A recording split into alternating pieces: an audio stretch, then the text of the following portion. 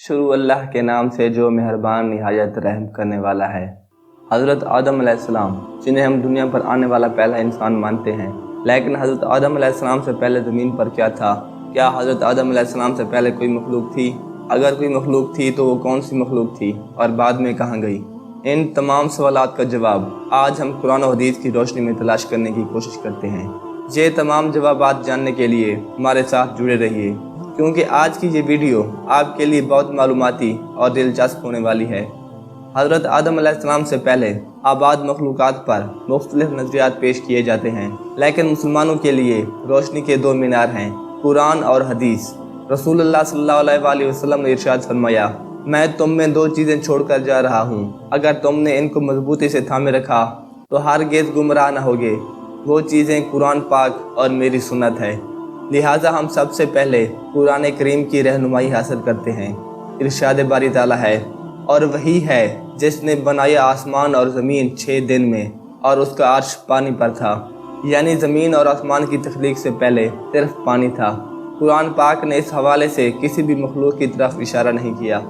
اس سے متعلق لوگوں نے حضور اکرم صلی اللہ علیہ وسلم سے سوال کیا کہ اے اللہ کے رسول صلی اللہ علیہ وسلم، حضرت آدم علیہ السلام سے پہلے کیا تھا؟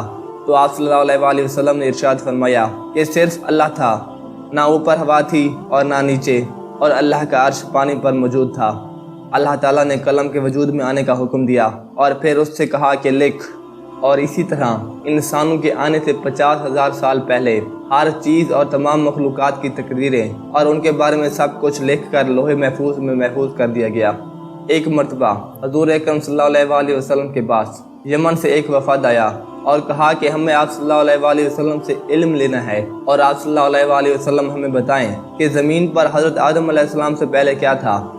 تو آپ صلی اللہ علیہ وسلم نے فرمایا، کچھ نہیں، صرف اللہ تھا، اور اللہ کا عرش پانی پر موجود تھا، اور لوح محفوظ میں سب کچھ لکھ کر محفوظ کر دیا گیا۔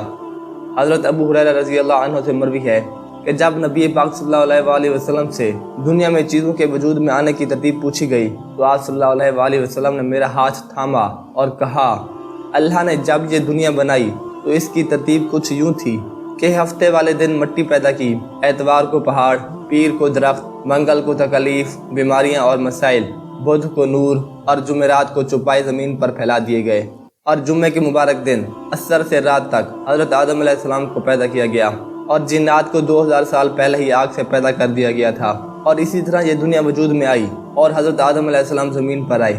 اس کے بعد انسانوں کی نسلیں چلیں۔ اللہ تعالیٰ اس زمین پر انسانوں کو دیا گیا وقت ختم کر دے گا، اور جیسے یہ دنیا بنی ایسے ہی فنا ہو جائے گی۔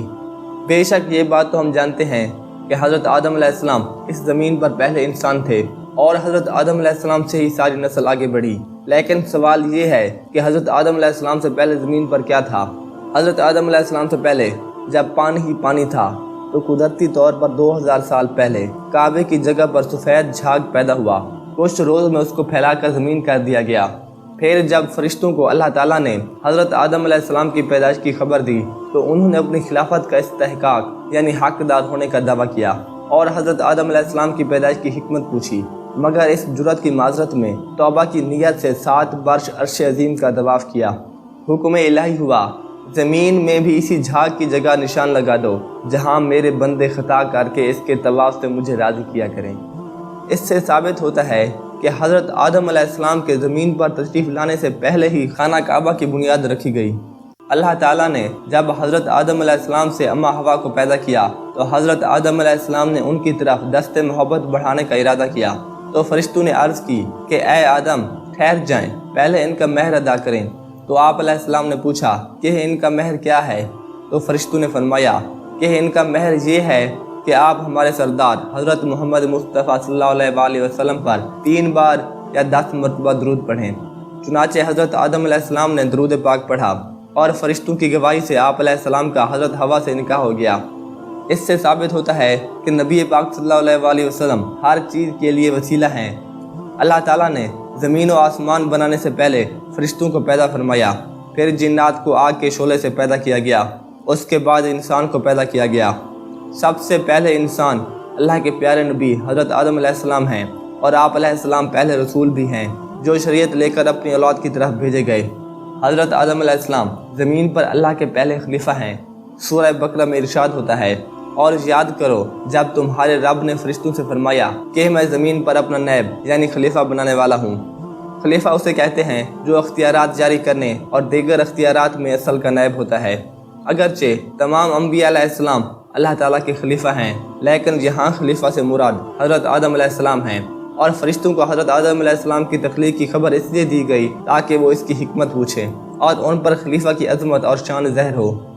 اللہ تعالیٰ نے حضرت آدم علیہ السلام کو بغیر ماں باپ کے مٹی سے پیدا کیا، اور آپ علیہ السلام کی پیدائش کا واقعہ بھی بے حد دلچسپ ہے۔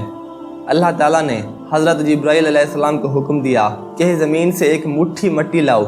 حضرت جبرائیل علیہ السلام نے زمین سے مٹی اٹھانی چاہی تو زمین نے اس کا سبب پوچھا تو آپ نے سارا واقعہ بیان کیا۔ اس پر زمین کہنے لگی کہ میں خدا کی پناہ چاہتی ہوں اس بات سے کہ مجھ سے کچھ کم کیا جائے یا میری کوئی چیز خراب کی جائے۔ حضرت جبرائیل علیہ السلام مٹی لیے بغیر واپس لوٹ آئے اور عرض کی، اے میرے رب، زمین نے تیری پناہ مانگی تو میں تیرے پاک نام اور تیری عزت کا احترام کرتے ہوئے واپس لوٹ آیا اور اسے پناہ دے دی۔ پھر اللہ تعالیٰ نے حضرت میکائیل علیہ السلام کو بھیجا تو زمین نے پھر سے پناہ مانگی، جس پر حضرت میکائیل علیہ السلام بھی واپس لوٹ آئے اور بارگاہ الہی میں وہی عرض کی جو حضرت جبرائیل علیہ السلام نے عرض کی تھی۔ پھر اللہ تعالیٰ نے حضرت اسرافیل علیہ السلام کو بھیجا تو وہ بھی اسی طرح واپس لوٹ آئے۔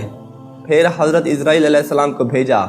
جب زمین نے ان سے پناہ مانگی تو اسرائیل علیہ السلام نے فرمایا، میں اس بات سے اللہ کی پناہ مانگتا ہوں کہ اس کے حکم پر عمل کیے بغیر واپس لوٹ جاؤں۔